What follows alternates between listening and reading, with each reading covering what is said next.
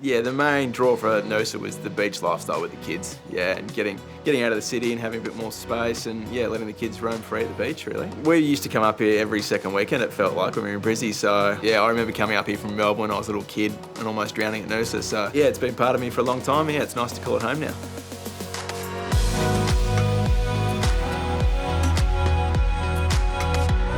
Yeah, so it is nice during the season when I do get to sneak home post-game and really get to chill out at the beach and, yeah, forget about what's going on. So it's probably one of the joys of having kids is it gives you much more focus than what a game of cricket does, yeah, chasing the kids around. Before kids, I don't know what I was like, but once you have kids, you realise how much time you wasted before you had kids, and when you have kids, how much little time you have to yourself.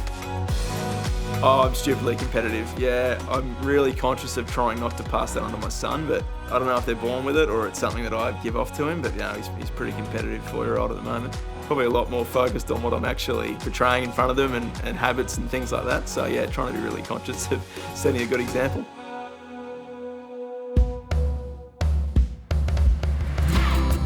So my cricketing journey was a bit different. I wasn't very good as a youngster, so I had to get a job. So I dropped out of school in grade 11 and started my apprenticeship, and yeah, just worked as a normal chippy for the next 4 years, I guess, yeah, until cricket took off. And then probably for, I'd say the first 8 years of my career, I'd worked every winter on the tools doing something with friends or my own place or bits and pieces. Yeah, it wasn't until I had kids that I finally decided to take a little bit of downtime in the winter and play with them more. I am on the tools a little bit. I tend to try and find jobs for myself around the house, which happens a lot, but no, I wouldn't mind getting back on them. I've got a bit of a pet project. I like to build one more house, I think, for myself from scratch, which I haven't done before, so post-cricket, that might be me, I think. Yeah, I do some training at a gym called Pro Movement up here in Noosa. I really enjoy training and that side of it, so yeah, keeping fit and yeah, find my own trainers or my own physios outside of games and things like that. A movement base, mobility, natural strength, I sort of call it, no weights or anything like that, so I don't think I'd be playing still at 38 if I wasn't going down that path. Yeah, really interesting stuff that I think will become the norm over the next 10 years in professional sport.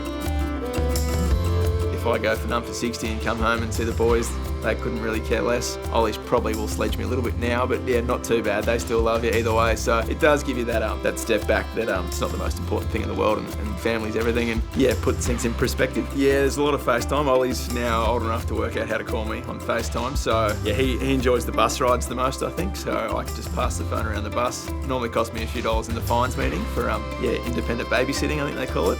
He loves the home games. I don't think he's quite conscious that I think he thinks everyone's dad gets to play at the Gabba, and that's just what cricket is. So yeah, it's kind of cool. He's been down in the rooms a few times. He got in trouble for talking in a meeting last year, and Buff had a stern talking to him, so he hasn't forgotten that's for sure. But no, he loves it. He's pumped to get back there and yeah, see some games this year. Oh, what a feeling. Toyota.